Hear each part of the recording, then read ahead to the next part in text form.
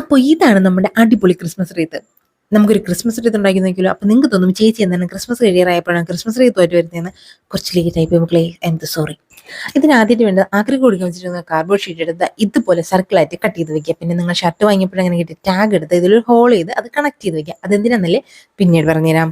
അതിനുശേഷം ഈ green colour decorate ചെയ്യുന്ന സാധനം എടുക്കുക. അതിന്റെ പേരെന്താണെന്ന് വെച്ചാൽ എനിക്കറിയാൻ വയ്യ. പക്ഷെ ഇങ്ങനെ റൗണ്ട് ചുറ്റുമ്പോൾ കുറേ സമയം എടുക്കും. പിന്നെ നമുക്ക് ഒരുപാട് സാധനം വേസ്റ്റ് ആകും. കാരണം രണ്ട് സൈഡിലും ഡെക്കറേഷൻ വരുന്നുണ്ടല്ലോ.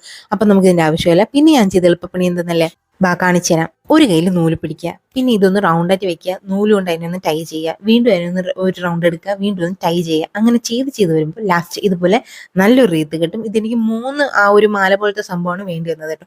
ഇത് നമുക്ക് ആവശ്യം ഈ ഡോറിന്റെ പുറകു സൈഡിൽ ആണിയോ എന്തെങ്കിലും ഒന്ന് ഉറപ്പിച്ച് വെക്കുക. എന്തെന്ന് വെച്ചാൽ ഇതൊരു വള്ളിയിൽ വേണം നമുക്ക് തൂക്കി വെക്കാനായിട്ട്. 2 സൈഡ് ടേപ്പിൽ ഒട്ടിക്കാം. ഞാൻ 2 സൈഡ് ടേപ്പ് ഒട്ടിച്ച് വെച്ചിട്ടുണ്ട്. പക്ഷെ അതിന്റെ വെയിറ്റ് താങ്ങില്ല കേട്ടോ. നമ്മൾ ഡെക്കറേഷൻസ് എല്ലാം വെക്കുമ്പോൾ ഇതെല്ലാം വീഴും. പിന്നെ ഒരു കുഞ്ഞ് ക്രിസ്മസ് സാൻഡയും കൂടെ വെച്ചിട്ടുണ്ട്. ഇനി അലങ്കാരപ്പണികളാണ്. ആദ്യം മാലാഖ വന്നു, പിന്നെ ബോളായി, സ്റ്റാറായി, റീത്തായി, റിബണായി, അങ്ങനെ എല്ലാവരും കൂടി വെച്ചപ്പോൾ ആകെ കളർഫുള്ളായി. ഇതിനകത്ത് തന്നെ ഒരുപാട് സാൻഡ് വേറെ ആഡ് ചെയ്തിട്ടുണ്ട്. ക്രിസ്മസ് ട്രീ വരെ ഇതിനകത്ത് തന്നെയുണ്ട്. അപ്പോൾ എല്ലാം കൂടി ആയപ്പോൾ അടിപൊളി ഒരു റീത്തായി കേട്ടോ.